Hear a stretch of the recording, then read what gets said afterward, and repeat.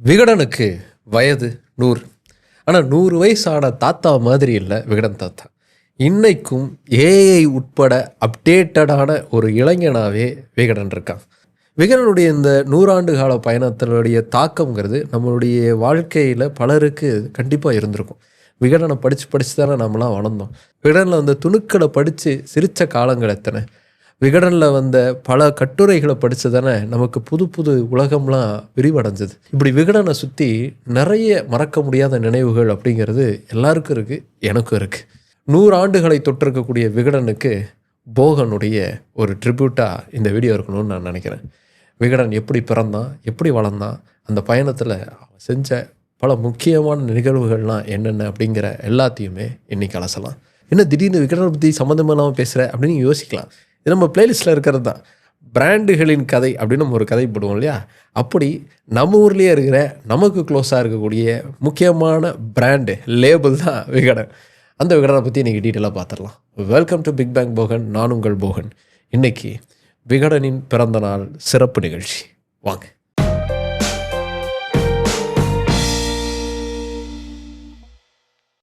வாரம் தவறாமல் ஆனந்த விகடன் வீட்டுக்கு வந்தால் தான் பலருக்கு வாரங்கிறது முழுமையடையும்.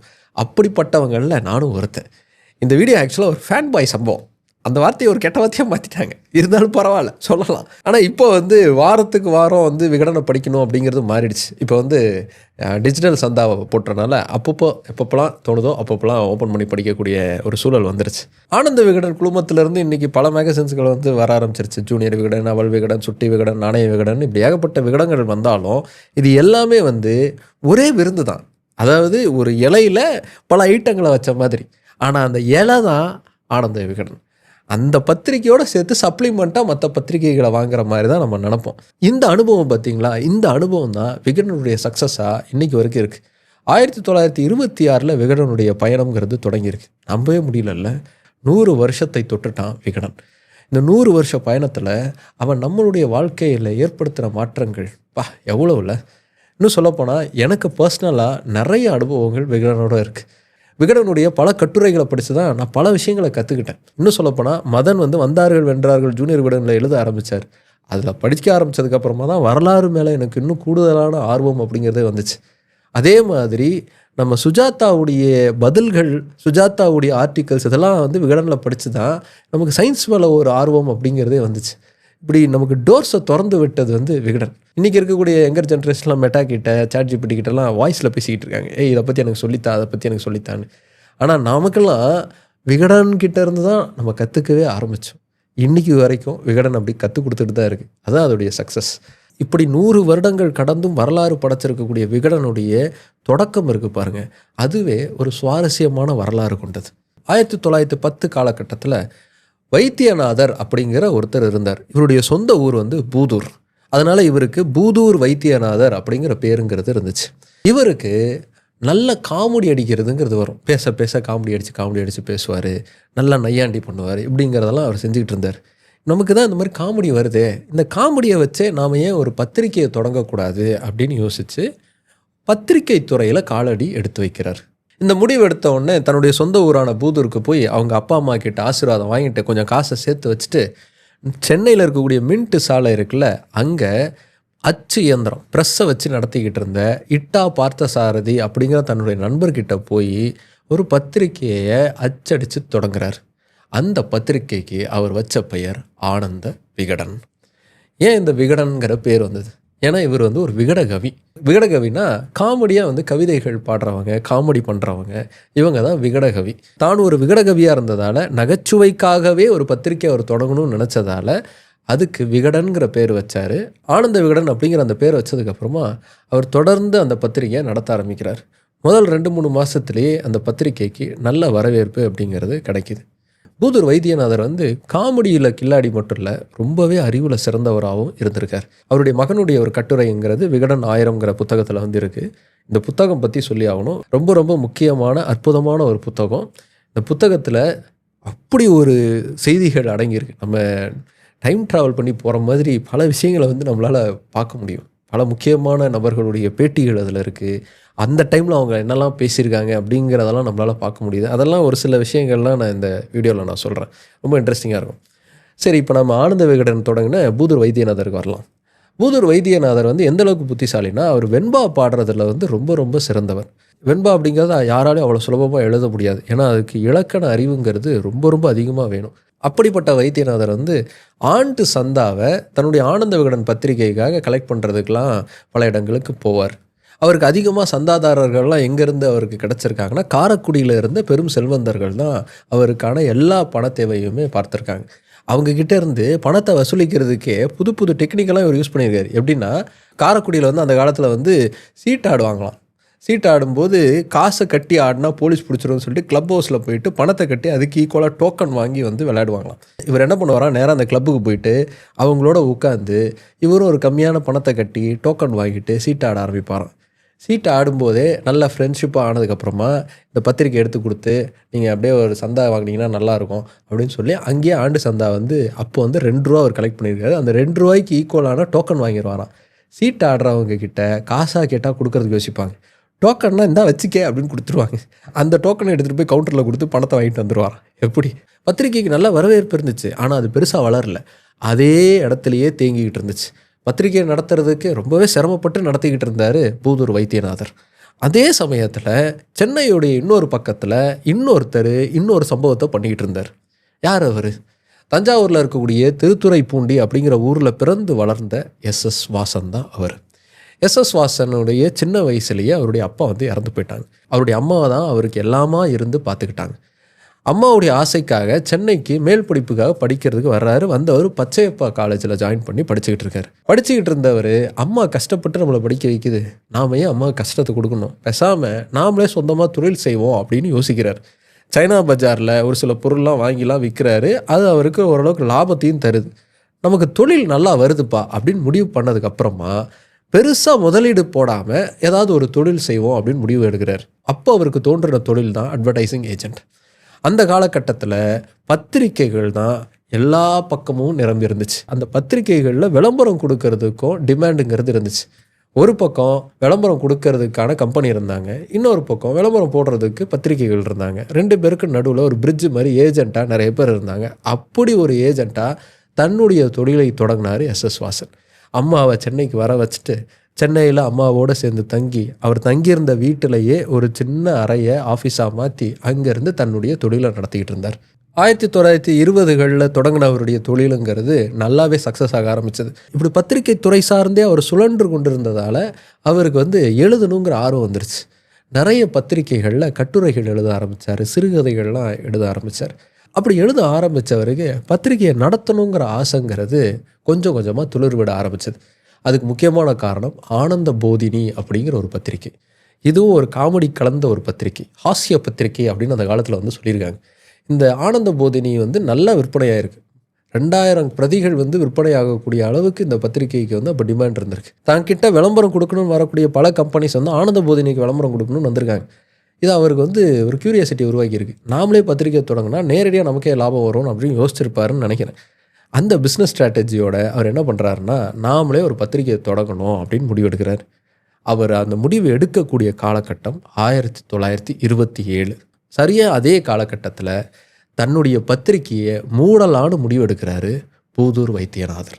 இதுக்கு மேலே இந்த பத்திரிகை என்னால் நடத்த முடியாது, ரொம்ப சிரமமாக இருக்குது, காசு பத்தலை, அதனால் இந்த பத்திரிக்கை அப்படியே இழுத்து மூடலாம் அப்படின்னு முடிவு பண்ணி 1927 டிசம்பர் மாதம் தன்னுடைய பத்திரிகையை முழுமையாக நிறுத்துறதுக்கான முடிவெடுக்கிறார். ஆனந்த விகடன்கிற பத்திரிகை நிறுத்தப்பட போகுது அப்படிங்கிற செய்தி எஸ்எஸ் வாசனுக்கு தெரிஞ்சிருச்சு. உடனே நேரடியாக போய் அவரை சந்தித்து இந்த பத்திரிகையை நான் வாங்கிக்கிறேன் அப்படின்னு சொல்லி கேட்குறாரு. சரி, மூட போகிற பத்திரிக்கையை வாசனுக்கே கொடுத்துருவோன்னு முடிவு பண்ண வைத்தியநாதர் என்ன பண்ணுறாரு, ஒரு எழுத்துக்கு 25 ரூபான்னு சார்ஜ் பண்ணுறாரு. அதாவது ஆனந்த விகடன்கிற பேர் இருக்கு இல்லையா, அதில் மொத்தம் 8 எழுத்து இருக்கும். ஒரு எழுத்துக்கு 25 ரூபான்னு மொத்தம் 200 ரூபா கொடுத்துட்டு வாங்கிக்கோங்க அப்படின்னு சொன்னார்.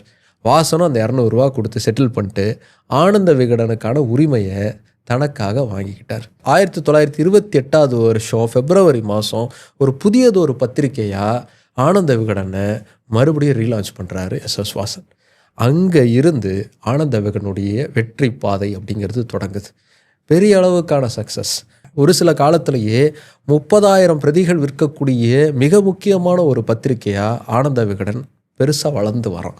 ஆனந்த விகடனுடைய வெற்றிக்கு மிக முக்கியமான காரணம் எதுவாக இருந்ததுன்னா, எஸ்.எஸ். வாசன் திறமைகளை சரியாக அடையாளம் காணக்கூடிய ஒருத்தராக இருந்தார். இன்னைக்கு பொன்னியின் செல்வன் கொண்டாடி தள்ளுறாங்க இல்லையா, அதாவது ஒரு காலம் வரைக்கும் கொண்டாடிக்கிட்டு இருந்தாங்க, 2 படம் வந்ததுக்கப்புறமா மொத்தமாக இழுத்து முடிட்டாங்க இல்லையா. அந்த பொன்னியின் செல்வனை எழுதினவர் கல்கி அவர்கள்.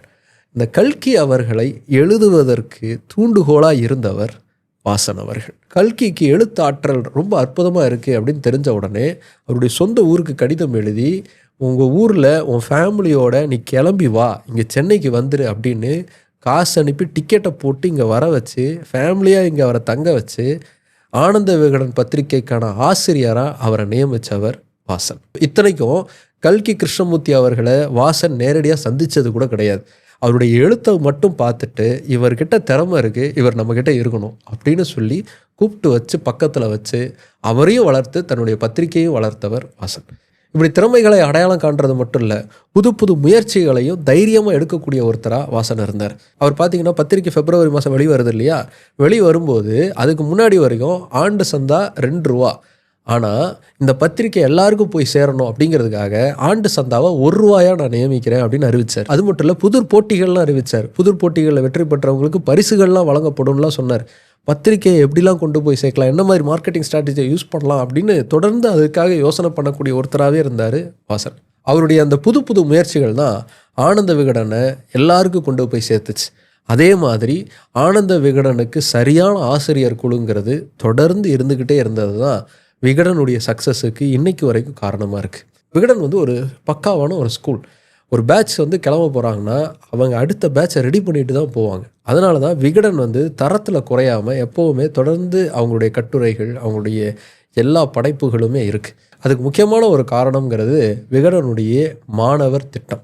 விகடன் மாணவர் பத்திரிகையாளர் திட்டம் அப்படிங்கிறது 1984-85 காலகட்டத்தில் கொண்டு வரப்பட்ட ஒரு திட்டம்.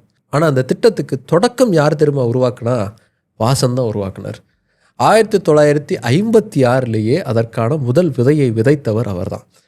மாணவர் திட்டம் அப்படிங்கிற ஒரு திட்டத்தை அப்போவே அவர் கொண்டு வந்தார். அந்த திட்டத்தில் மாணவர்கள், படிக்கக்கூடிய மாணவர்கள் அவங்களுடைய கட்டுரைகளை, கவிதைகளை, கதைகளை எல்லாம் அனுப்பலாம். அதெல்லாம் நல்லா இருந்துச்சுன்னா நாங்கள் பிரசுரிப்போம். நல்லா எழுதக்கூடிய திறமை படைத்தவர்களாக இருந்தாங்க அப்படின்னா அவங்க படித்து முடித்த உடனே எங்களுடைய ஆசிரியர் குழுவில் பணியாற்றுறதுக்கான வாய்ப்புங்கிறது அவங்களுக்கு வழங்கப்படும் அப்படின்னு சொன்னார். இதை பயன்படுத்தி நிறைய அற்புதமான எழுத்தாளர்கள்லாம் அப்போவே வந்தாங்க. கவிக்கோ அப்துல் ரஹ்மான் இருக்கார் இல்லையா, அவர் அந்த திட்டத்தில் தான் தன்னுடைய முதல் கவிதையை வெளியிட்டார். இப்போ பார்த்துக்கோங்க, வாசன் எந்த அளவுக்கு விஷனரியாக இருந்திருக்கார். இதுதான் தன்னுடைய பத்திரிகைக்கான ஒரு அடித்தளமாக இருக்கும். சரியான திறமைசாலிகளை நமக்காக, நம்மளுடைய பத்திரிகைக்காக உருவாக்க முடியும் அப்படிங்கிறத எவ்வளோ ஒரு விஷனரியாக அவர் யோசிச்சிருக்காரு பாருங்கள். இந்த மாணவர் பத்திரிகையாளர் திட்டம் மூலமாக எண்ணற்ற ஆளுமைகள் ஏகப்பட்ட துறைகளில் உருவாயிருக்காங்க. இறையன் ஐஏஎஸ் அவர்கள், சுசி கணேசன் அவர்கள், H. வினோத் அவர்கள், செழியன், பாஸ்கர் சக்தி அவர்கள், ரா கண்ணன், TJ ஞானவேல் அவர்கள், இவங்க எல்லாருமே மாணவர் பத்திரிகையாளர் திட்டம் மூலமாக தான் விகடனுக்குள்ளே நுழைஞ்சாங்க. அதுக்கப்புறமா விகடனுடைய முக்கியமான தூண்களாக வளர்ந்தாங்க. அதற்கு பிறகு இன்றைக்கி பல துறைகளில் தங்களுக்கான ஒரு தனித்துவமான அடையாளத்தோடு அவங்க பெருசாக சாதிச்சிட்ருக்காங்க. நானும் ஒரு மாணவர் பத்திரிகையாளராக வர வேண்டியவன் தான். காலேஜ் படிக்கும்போதே அதுக்கு ஃபஸ்ட் ரவுண்டில் செலக்ட் ஆகிட்டேன். செகண்ட் ரவுண்டு சில தவிர்க்க முடியாத காரணங்களால் சரியாக பண்ணாமல் சொதப்பிட்டேன். அதனால் மிஸ் ஆயிடுச்சு. நான் எங்கே எப்படி இருக்க வேண்டியவன். இப்படி விகடன் தனக்கான சரியான திறமைசாலிகளை மட்டும் தக்க வைக்கிறதில்ல, அந்த திறமைசாலிகள் மூலமாக பல முக்கியமான விஷயங்களையும் செஞ்சுருக்காங்க. எவ்வளவு விஷயங்களை வெளிக்கொண்டு வந்திருக்காங்க. உதாரணத்துக்கு ஆட்டோ சங்கர் கொலை வழக்குன்னு நீங்கள் அதிகமாக படிச்சிருப்பீங்க, வெப்சீரிஸ்லாம் கூட வந்துச்சு. இந்த ஆட்டோ சங்கர் கொலையை முதல்ல வெளி உலகிற்கு கொண்டு வந்தது ஜூனியர் விகடன் தான். அதே மாதிரி குரலற்றவர்களின் குரலாய் விகடன் தொடர்ந்து இருந்திருக்கு. விகடனுடைய ஆசிரியர் தொடர்ந்து அதற்காக செயல்பட்டிருக்கார். பாண்டி அம்மாள் கொலை வழக்கு அப்படிங்கிற ஒரு கொலை வழக்கு இருக்குது. 1991 நடந்த கொலை வழக்கு இது. பாண்டி அம்மாள் அப்படிங்கிற ஒருத்தவங்க காணாமல் போயிட்டாங்க, இறந்துட்டாங்க. அவங்கள கண்டுபிடிக்கணும் அப்படின்னு அவங்க ஹஸ்பண்ட் சொல்கிறார். அப்போது முகம் தெரியாத ஒரு பாடி கிடைக்கிது, ஒரு பெண்ணுடைய உடல் கிடைக்கிது. இந்த பெண்ணுடைய உடல் பாண்டி அம்மாள் தான் அப்படின்னு காவல்துறையை முடிவு பண்ணி ஒரு 3 பேரை கைது பண்ணி பிரித்து மேய்ஞ்சு அவங்களே சொந்தமாக நாங்கள் தான் கொலை பண்ணோன்னு வாக்குமூலம் கொடுத்தது மாதிரி எழுதி வாங்கி அவங்கள கன்விக்ட் பண்ணிட்டாங்க. இது கோர்ட்டில் கேஸ் நடந்துக்கிட்டு இருக்கும்போது பாண்டி அம்மாள் இறந்து போனதாக சொன்னாங்கல்ல, அந்த பாண்டி அம்மாள் உயிரோடு வந்தாங்க. நான் தாங்க பாண்டி அம்மாள், என்ன எப்படிங்க கொலை பண்ணாங்கன்னு இவங்க 3 பேரை பிடிச்சி விசாரிச்சுட்டு இருக்கீங்க அப்படின்னு சொன்னாங்க. என்னடா போலீஸ் இப்படிலாம் பண்ணுவாங்களா, ஆள் கிடைக்கலன்னா இந்த மாதிரிலாம் ஏமாற்றுவாங்களா அப்படின்னு சொல்லி எல்லாருமே வந்து மிரண்டு போனாங்க. அப்போ ஆசிரியராக இருந்த எஸ்.எஸ். வாசன் அவர்களுடைய மகன் பாலசுப்ரமணியன் வந்து எந்த அளவுக்கு மோசமாக வந்து காவல்துறை இருக்குது, இவங்களை சும்மா விடக்கூடாது அப்படின்னு சொல்லி காவல்துறைக்கு எதிராக வந்து வழக்கு தொடுத்து இவங்க 3 பேர் சார்பாக அந்த வழக்கை நடத்தி அந்த வழக்கில் நஷ்ட ஈடு வாங்கி இந்த 3 பேருக்கும் ஒப்படைச்சார். இப்படி புலனாய்வு செய்திகள் கொண்டு வந்தது மட்டும் இல்லை, சினிமா சார்ந்த அவங்களுடைய பங்களிப்புங்கிறது ரொம்ப பெரிய விஷயம். பல சினிமாக்கள் பெரிய அளவுக்கு ஓடுனதுக்கு காரணம் விகடனுடைய விமர்சனம் தான். பட்டியல் போட்டுக்கிட்டே இருக்கலாம். சேது, சித்திரம் பேசுதடி, உரியடி, அவள் அப்படிதான், ஒருதலை ராகம், இது எல்லாமே விகடனுடைய விமர்சனத்துக்கு அப்புறமா பெரிய அளவுக்கு சக்ஸஸ் ஆன திரைப்படங்கள். அதுக்கு முன்னாடி வரைக்கும் இப்படி ஒரு படம் வந்திருக்குங்கிறது யாருக்கும் தெரியாமல் தான் இருந்துச்சு. இயக்குனர்கள்லாம் வந்து படம் எடுத்து முடித்ததுக்கப்புறமா விகடன் எவ்வளோ மார்க் போட போகிறான் அப்படிங்கிறதுக்காகவே காத்துக்கிட்டு இருப்பாங்க. இப்படி பெரும் மதிப்புமிக்க ஒன்றா இருக்கக்கூடிய இந்த விகடன் விமர்சனம்ங்கிறது மேம்போக்காக எழுதக்கூடிய ஒன்றும் இல்லை. யாரோ ஒருத்தர் படம் பார்த்துட்டு வந்து அவர் மட்டும் உட்காந்து எழுதுகிற ஒன்று கிடையாது. இதுக்குன்னே ஒரு பெரிய ப்ராசஸ் வந்து விகடன் வந்து ஃபாலோ பண்ணியிருக்காங்க. ஒரு படத்துக்கு விமர்சனம் எழுதுறதுக்கு முன்னாடி குறைஞ்சது விகடனுடைய நிருபர்களில் 5 பேராவது அந்த படத்தை பார்க்கணும். அந்த 5 பேரும் வெவ்வேறு தியேட்டரில் அந்த படத்தை பார்க்கணும். அதோட இவங்க பார்க்கறத தாண்டி வெளியில் இருந்தும் ஒருத்தரை படத்தை பார்க்க வச்சு அவரையும் விமர்சனம் எழுதி தர சொல்லுவாங்க. இவங்க எல்லாரும் படம் பார்த்து முடித்து வெளியிலேருந்து வந்தவங்க விமர்சனத்தையும் எடுத்துக்கிட்டு அதுக்கப்புறம் அனலைஸ் பண்ணி தான் ஒரு திரைப்படத்தை அவங்க விமர்சனம் அப்படிங்கிறத செஞ்சுருக்காங்க. அதனால தான் அந்த விமர்சனத்துக்கு ஒரு பெரிய வேல்யூ அப்படிங்கிறது தொடர்ந்து இருந்திருக்கு. எத்தனையோ எழுத்தாளர்களை வெகுஜன மத்தியில் கொண்டு போய் சேர்த்த பெரும் பங்குங்கிறது விகடனுக்கு இருக்குது. எஸ்ட்ரா அவர்களுடைய எழுத்துக்களை நான் அதிகம் வாசித்தது விகடனில் தான். அதுக்கப்புறமா தான் அவருடைய வாசகனாகவே மாறினேன். அவருடைய புத்தகங்கள் எது வந்தாலும் வாங்கி படிக்கணும் அப்படின்னு உட்காந்து வாங்கி படிக்கக்கூடிய சூழல்லாம் அதுக்கப்புறமா தான் உருவாச்சு. அதே மாதிரி இப்போது வேல்பாரி எல்லோரும் கொண்டாடிட்டு இருக்காங்களே, சு. வெங்கடேசன் அவர்கள் எழுதின வேல்பாரி. சு. வெங்கடேசன் எழுதுவார், அவர் இந்த மாதிரி ஒரு நாவல் எழுதியிருக்காரு அப்படிங்கிறது எல்லாருக்கும் போய் சேர்ந்தது விகடனால தான். அதே மாதிரி சமூக சீர்கேடுகளை, அரசியல் குறைபாடுகளை சம்மட்டியால் அடிக்கிற மாதிரி விகடனுடைய கார்ட்டூன்ஸ் அப்படிங்கிறது இருக்கும். ஒரு காலத்தில் விகடனுடைய அட்டைப்படம் அப்படிங்கிறதே கார்ட்டூனை தாங்கி தான் வருமா. நான் அது மாதிரி பார்த்ததில்லை, அதுக்கு முன்னாடி வந்திருக்கு. அந்த கார்ட்டூன் அட்டைப்படங்களுக்குன்னே வந்து வெயிட் பண்ணி இந்த வாரம் என்ன கார்ட்டூன் வருது அப்படின்னு பார்க்கக்கூடிய சூழலுங்கிறதெல்லாம் இருந்திருக்கு. மார்கன், மாலை காலத்தில் இருந்து இப்போ இருக்கிற ஆசிஃப் கான் வரைக்கும் விகடனுடைய கார்ட்டூன்கள் எவ்வளோ விஷயங்களை பேசியிருக்கு. இன்னும் சொல்லப்போனால் அந்த கார்ட்டூன்களாலேயே பல சவால்களை வந்து விகடன் சந்திச்சிருக்கான். ஆனால் அதையெல்லாம் கடந்தும் தன்னுடைய நிலைப்பாடில் தொடர்ந்து நிலையாக நின்றுருக்கான். 1987 நடந்த ஒரு சம்பவம் அது. எம்ஜிஆருடைய ஆட்சி காலகட்டம் அது. அந்த சமயத்தில் ஆனந்த விகடன் பத்திரிகையுடைய அட்டை படத்தில் ஒரு கார்ட்டூன் வெளியாகுது. ஒரு ஸ்டேஜில் 2 பேர் உட்காந்துருக்கிற மாதிரியான ஒரு கார்ட்டூன் அது. ஸ்டேஜுக்கு கீழே இருக்கிற 2 பேர் பேசிக்கிற மாதிரி அந்த கார்ட்டூனுக்கு கீழே வந்து டைலாக் அப்படிங்கிறது எழுதப்பட்டிருக்கும். என்ன டைலாக்னா, ஒருத்தன் வந்து கேட்பான், இதில் யார் யா எம்எல்ஏ, யார் யா மந்திரி அப்படின்னு. அதுக்கு கீழே இருக்கிறவன் ஜேப்படி திருட மாதிரி இருக்கிறவன் எம்எல்ஏ, முகமூடி கொள்ளக்கார மாதிரி இருக்கிறவன் மந்திரி அப்படின்னு சொல்கிற மாதிரி கார்ட்டூன் அது. இந்த கார்ட்டூன் வெளியே வந்த உடனேயே தமிழக சட்டசபையில் பெரிய அளவுக்கு கலவரங்கிறதே நடந்திருக்கு. எம்ஜிஆர் ஆட்சியில் இருந்த எம்எல்ஏக்கள் மந்திரிகள்லாம் கொதிக்கிறாங்க, எப்படி இப்படி சொல்லலாம் அப்படின்னு. ஆப்போசிட்டில் இருந்த மற்ற கட்சிக்காரங்கள்லாம், ஏங்க அது பத்திரிக்கை சுதந்திரங்க, அதை ஃப்ரீயாக விடுங்க, இப்படிலாம் ஒன்றுமே பேசக்கூடாது அப்படின்னு கண்டனம் தெரிவிச்சிருங்க அப்படின்னு சொல்கிறாங்க. சபாநாயகர் என்ன பண்ணுறாரு, உடனே மன்னிப்புங்கிறத மறு இதழ்லேயே வந்து வெளியிடணும் அப்படின்னு சொல்கிறார். மறு இதழில் ஆசிரியர் பாலசுப்ரமணியன் வந்து என்ன பண்ணுறாரு, அப்படிலாம் மன்னிப்பு கேட்க முடியாது, இது பத்திரிக்கை சுதந்திரங்க, காமெடிக்கெலாம் வந்து யாராவது கைது பண்ணுவாங்களா, வாட்டே காமெடி அப்படின்னு எழுதிட்டார். உடனே சட்டசபை மறுபடியும் கலவரமாயிருச்சு. எப்படி இப்படி பண்ணலாம், இந்த அளவுக்கு வந்து நம்மளை கொச்சைப்படுத்துவார்களா, அரசியல்வாதிகள்னால் என்ன அந்த அளவுக்கு கேவலமானவங்களா, எங்களெல்லாம் பார்த்தா ஜேப்படி திருட மாதிரியா இருக்குது அப்படின்னு கோவப்பட்டு இவரை இம்மிடியேட்டாக கைது பண்ணணும்னு சொல்லிட்டாங்க. இந்த உத்தரவு கிடச்சதுக்கப்புறமா 29/3/1987 ஆசிரியர் பாலசுப்ரமணியன் கைது செய்யப்படுறார். அன்றைக்கி வந்து ஃப்ரைடே, சாட்டர்டே, சண்டே 2 நாள் ஜெயிலில் இருக்கார். அதுக்குள்ளே எதிர்க்கட்சி தலைவர்கள்லேருந்து பல முக்கியமான அரசியல் ஆளுமைகள் வந்து இதற்கு கடுமையான கண்டனத்தை வந்து தெரிவிக்கிறாங்க. கூட்டணி கட்சியில் இருந்த இந்திரா காங்கிரஸ்காரங்களே ஏகப்பட்ட கண்டனத்தை வந்து தெரிவிக்கிறாங்க. அதுக்கப்புறமா மண்டே வந்து சட்டசபை கூடுது. எம்ஜிஆர் வந்து விகடன் ஆசிரியருக்கு கொடுத்த தண்டனையை வந்து குறைக்கணும் அப்படின்னு சொல்லி அவர் வந்து ஒரு கோரிக்கை அப்படிங்கிறத வைக்கிறார். எம்ஜிஆருடைய பெருந்தன்மைக்கு இணங்க விகடன் ஆசிரியரை வந்து விடுதலை பண்ணலாம் அப்படின்னு சபாநாயகர் வந்து உத்தரவு போட்டார். அதுக்கப்புறமா தான் அவர் விடுதலையானார். அந்த சம்பவத்துக்கு அப்புறம் சபாநாயகருக்கு வானளாவிய அதிகாரம் இல்லை அப்படின்னு சொல்லி அதற்காக மான நஷ்ட வழக்கு போட்டு அதில் ஜெயித்தவர் ஆசிரியர் பாலசுப்ரமணியன். எவ்வளோ அமௌண்ட்டுக்கு திரும்ப மான நஷ்ட வழக்கு போட்டார், 1000 ரூபாய்க்கு போட்டார். அந்த 1000 ரூபாய்க்கான செக்கை வந்து அதுக்கப்புறம் 2 500 ரூபா நோட்டாக மாற்றி தன்னுடைய ஆஃபீஸில் ஃப்ரேம் பண்ணி வச்சுக்கிட்டார். 2வது சம்பவங்கிறது 2025 நடந்துச்சு. அமெரிக்காவில் இல்லீகலாக குடிபெயர்ந்த இந்தியர்கள் அப்படின்னு சொல்லி ஒரு சில பேரை வந்து விமானத்தில் திருப்பி இந்தியாவுக்கு வந்து ட்ரம்ப் வந்து அனுப்பி வைக்கிறார். எப்படி அனுப்பி வைக்கிறாருன்னா, கார்கோ பிளேனில் போட்டு அனுப்பி வைக்கிறார். சங்கிலிலாம் மாட்டி ஏதோ கார்கோ பொருட்களை அனுப்பி வைக்கிற மாதிரி மனிதர்களை அனுப்பி வச்சது அமெரிக்கா.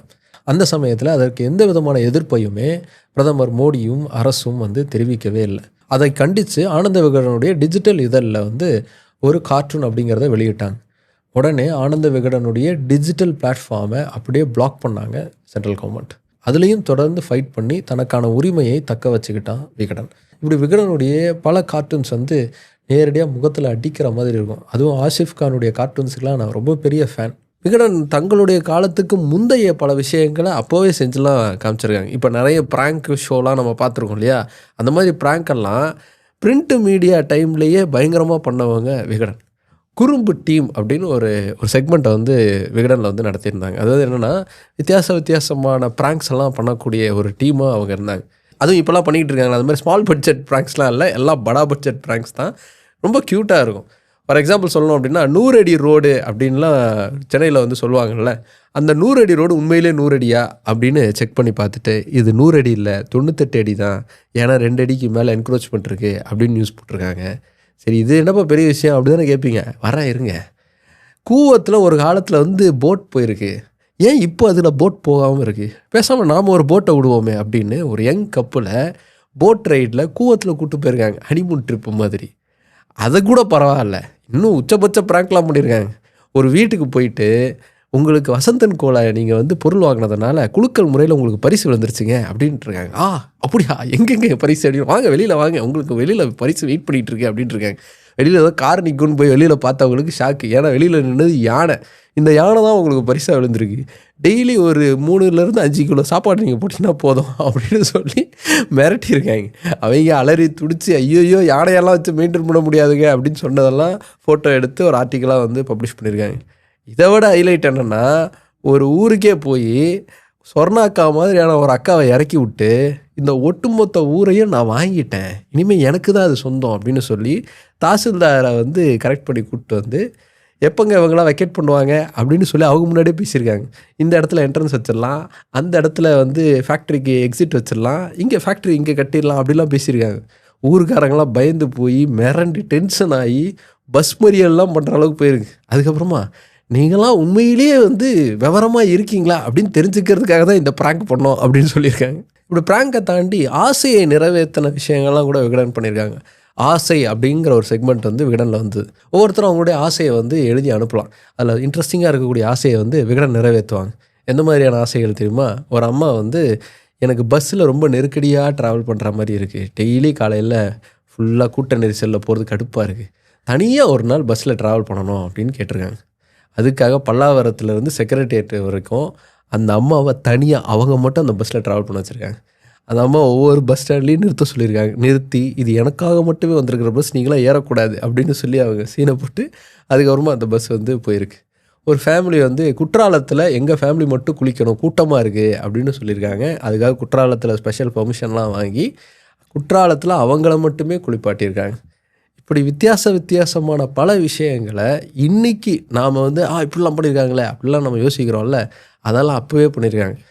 சிம்பிளாக சொல்லணும் அப்படின்னா, அப்போ இருந்த மிஸ்டர் பீஸ்ட் விகடன் தான். சரி, விகடன் அப்படின்னு சொன்னோன்னா விகடன் தாத்தாவுடைய முகம் டக்குன்னு கண்ணு முன்னாடி தோணிடும். பிக் பேங் போகனுக்கு அந்த மாதிரியான ஒரு லுக் அண்ட் ஃபீலில் இருக்கணும் அப்படிங்கிறதுக்காக தான் அந்த மேஸ்காட் வந்து சூஸ் பண்ணோம். அதுக்கு முன்னாடியே வந்து அது இருந்துச்சு, ஆனால் அது கரெக்டாக விகடன் மாதிரியே இருக்கே அப்படிங்கிறதுக்காக அது ஃபிக்ஸ் பண்ணோம். விகடனுடைய அந்த மேஸ்காட்டில் மண்டைக்கு மேலே சின்னதாக ஒரு ஆண்டனா மாதிரியான ஒன்று இருக்கும். நிறைய பேர் வந்து குடிமி அப்படின்னு சொல்லுவாங்க, ஆனால் ஆக்சுவலாக குடிமி இல்லை, அது ஆண்டனா தான். இந்த ஆண்டனா விகடனுக்கு வந்ததுக்கு பின்னாடியே ஒரு குட்டி வரலாறுங்கிறது இருக்குது. 1928 வாசன் அவர்களுடைய வழிகாட்டுதலில் வந்து விகடன் வந்து தொடங்கப்படுது இல்லையா? அப்போவே இந்த மேஸ்காட்டை உருவாக்கணுங்கிற முயற்சிங்கிறது அப்பப்போ நடக்குது. இந்த ஜோக்கு துணுக்கில் இல்லை ஏதாவது ஒரு செய்தி கட்டுரைக்கு பக்கத்தில் இந்த விகடன் தாத்தாவுக்கான இமேஜை வந்து வரைய ட்ரை பண்ணிட்டே வராங்க. ஒவ்வொரு டைமில் ஒவ்வொரு மாடிஃபிகேஷன்லாம் நடக்குது. நம்ம பேட்மேன் ஜோக்கர் மாதிரிலாம் கூட இந்த கேரக்டர் வரையப்பட்டிருக்கு. இதை முதல்ல வரைஞ்சது யாருன்னா மார்கன் அப்படிங்கிற ஒரு கார்ட்டூனிஸ்ட். அவர் தான் வந்து விகடனுக்கு ஏதாவது ஒரு உருவம் கொடுக்கணும் அப்படின்னு முயற்சி செய்கிறார்.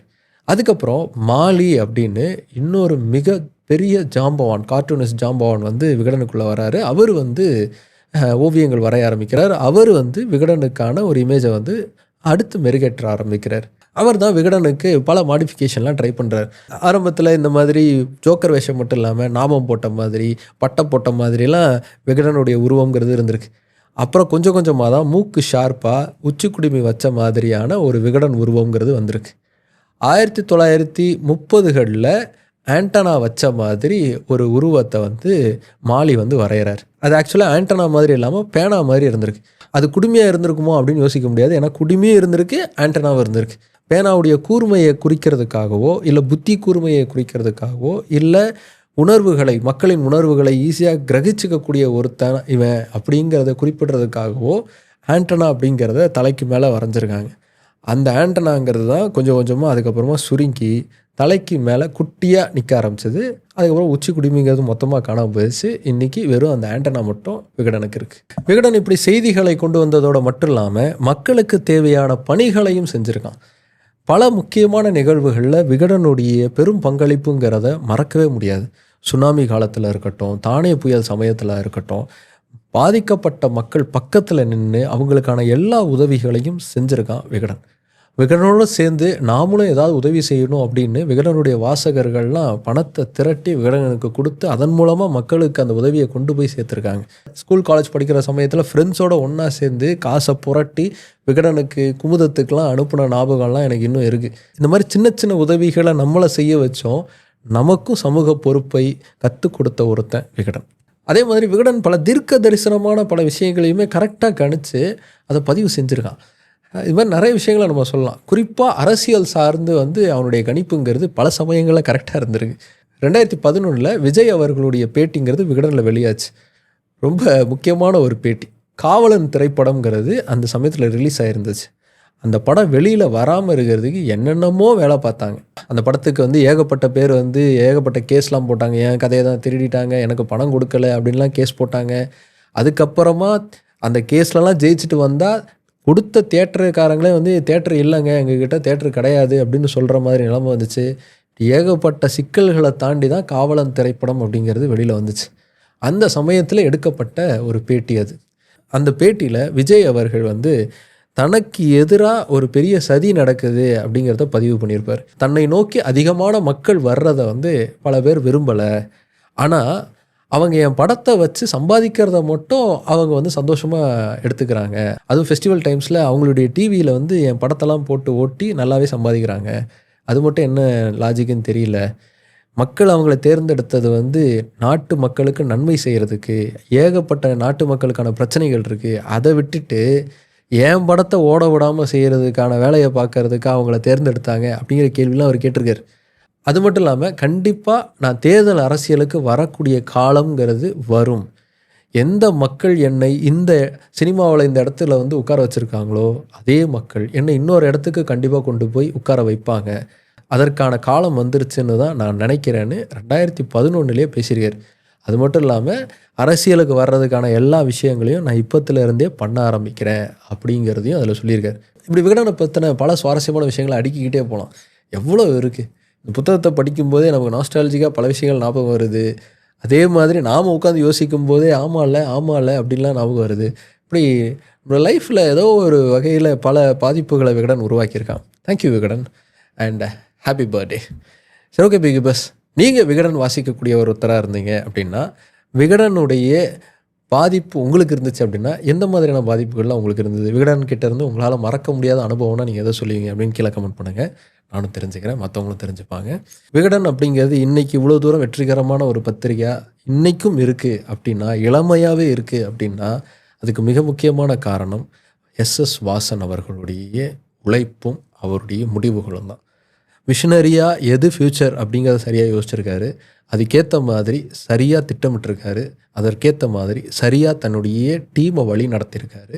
அவர் போட்ட அந்த அஸ்திவாரம் தான் இன்றைக்கி இவ்வளோ பெரிய ஆலமரமாக விகடன் வளர்ந்து நிற்கிறதுக்கான காரணம். நம்ம லைஃப்பில் நாமளும் இதே மாதிரி யோசிச்சுட்டே இருக்கணும். எது வருங்காலம், எது நமக்கு சரியாக இருக்கும் அப்படிங்கிறத யோசனை பண்ணிக்கிட்டே இருக்கணும். பல ஹேர்டல்ஸ் வரலாம், பல சவால்கள் வரலாம். அது எல்லாத்தையுமே வாசன் அவர்கள் மாதிரியும், பாலசுப்ரமணியம் அவர்கள் மாதிரியும், விகடனம் மாதிரியும் உடச்சி எரிஞ்சு நம்ம வளர்ந்துக்கிட்டே இருந்தோம்னா பெருசாக போய்கிட்டே இருப்போங்கிறதுல மாற்று கருத்து இல்லை. அடுத்து இன்னொரு இன்ட்ரெஸ்டிங்கான கண்டென்ட்டோட உங்களை வந்து பார்க்குறேன். பை.